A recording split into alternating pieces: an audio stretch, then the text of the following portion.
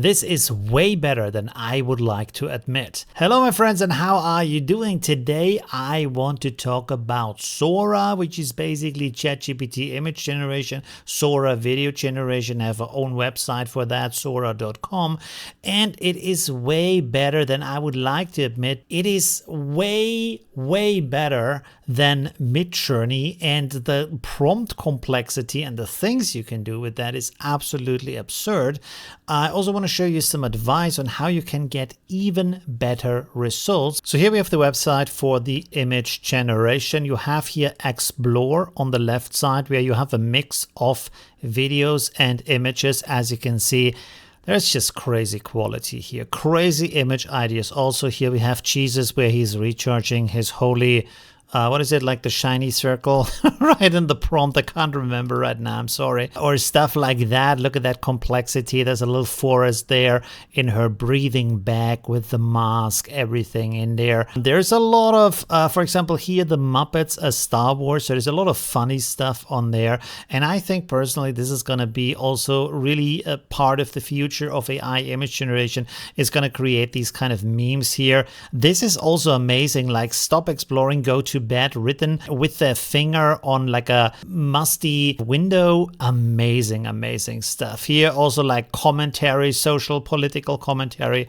all kinds of stuff is on here. I mean, it's amazing that the AI knows not only how Hitman looks like and can create that in this kind of like analog photo style, but also knows how the video game looks like, and then creates like a PlayStation gamepad and everything. That is really amazing. Now, when you are on the free account, you are limited to, I think, 6 images per day, which is not really that much. However, if you have the subscriptions, you can see here for GPT Plus, which is $20 a month, you get all of GPT Plus, but then you can also generate unlimited images and unlimited videos, which seems to be the case. I haven't hit any kind of limit at the moment. There is a limit on the queue though, so you can only generate 2 generations in a queue at a time. It's fairly fast though, and it usually generates 2 images for you. However, if you do an image remix, this also counts, of course, as an image generation. So let's look here at my media, because I want to show you a little guided tour. So here I have Adam Sandler as the different characters of his like best roles in the movie, and there is a lot of stuff in here. He doesn't always look like Adam Sandler, I have to admit. However, look at the prompt that I'm using here. This prompt, by the way, is generated by ChatGPT. I would highly advise you to do that if you want to have better results. I will show you in a second why that is the case, but we want to look here at the character descriptions. For example, here we have Billy Madison, a childish, goofy-looking man with messy short hair, wearing a red flannel shirt and a t-shirt, baggy jeans and a backpack. He's holding a juice box and gives a clueless thumbs up. And there we have the guy. He has the t-shirt, the flannel shirt, he has the chew box, he gives the thumbs up.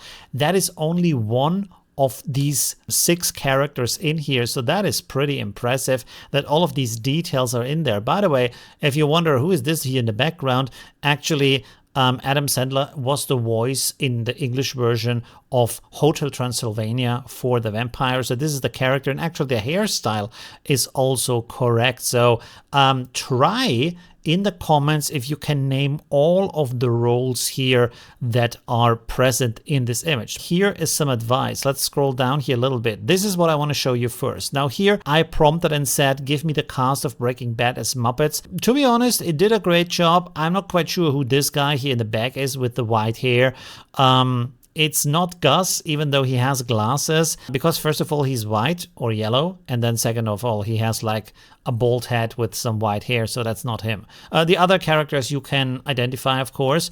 And here comes the trick of using ChatGPT as an image description first, because when you do that, you have an image description like this here, where the different characters that are in there are described with the different details that they have, and then you get something like this, which is absolutely stunning. Really, really amazing. You can identify each of the characters in here. He even has his little DEA badge on the shirt.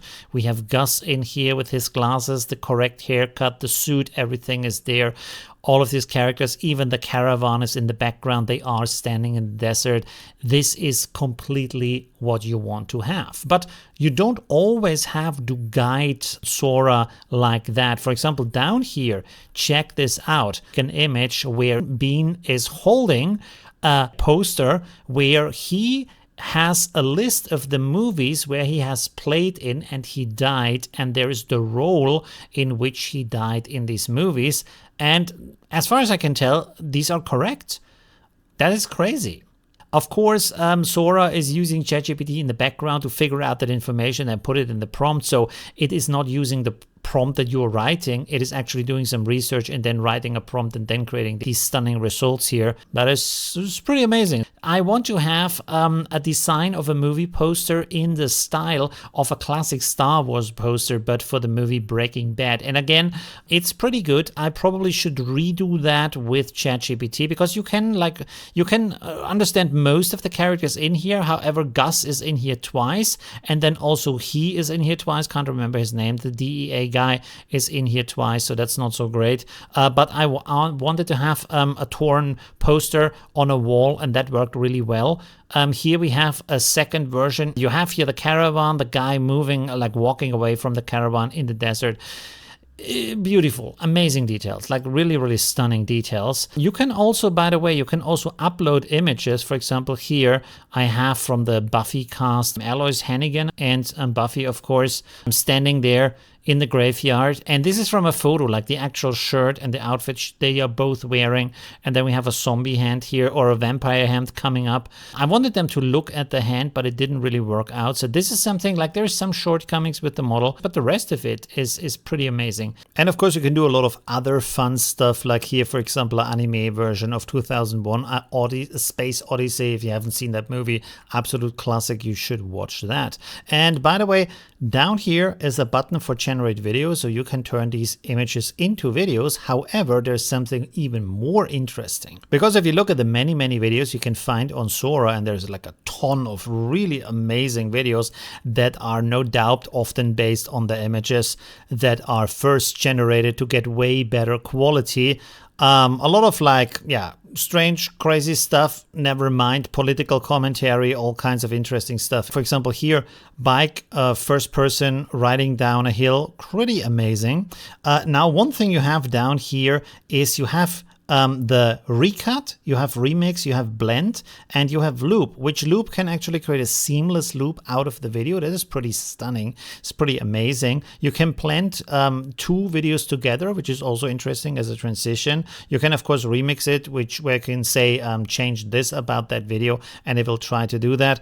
And then, of course, recut that to extend it or trim it. That is pretty nice. But another thing I want to show you, and this wasn't part of the last choice, I don't know why, here is the view story. So this maybe only pops up if that was used for creating that video. Now, when you click on that, this is opening up a timeline for you.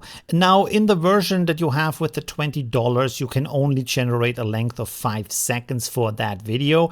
And in that, you can have here the timeline, but you can decide what happens at what point. So here you can write prompts to say at what time in these 5 seconds a change happens. You can also use images as a starting point to generate these videos, and then it will try to go through the process. So you can be a little bit of a director for the 5 seconds. I hope in a future update they will extend that to give us 10 seconds, 20 seconds, because with the $200 versions you can get up to 20 seconds, and that's already pretty cool. But for now you can experiment with that, and as it promises here in the FAQ, you get unlimited videos, so you can really experiment. And for $20, I have to say, unlimited images, unlimited videos is pretty good. And also considering that you can use ChatGPT Plus to your heart's content, as much as you want. So all of that is pretty amazing. And for me, like the clear winner here is the image generation, which like is better than anything else we have seen so far, especially to the prompt adherence, especially like also you can see here the long text it can create. And of course also you can use that image generation inside of the GPT chat to do that with even uploaded images to create a character for a likeness or things like that. Of course, it is a little bit censored. You can't do everything. It can't be too sexy or stuff like that. This, for me, opens up a new dimension of what you can do with AI and images. So I'm absolutely stunned, especially with the complexity. And also, like, look at that. Look at the resemblance of these different characters together. Like, that's crazy. What other AI can do that right now? My mind is blown. Let me know in the comments what you think about that. And see you soon. Bye.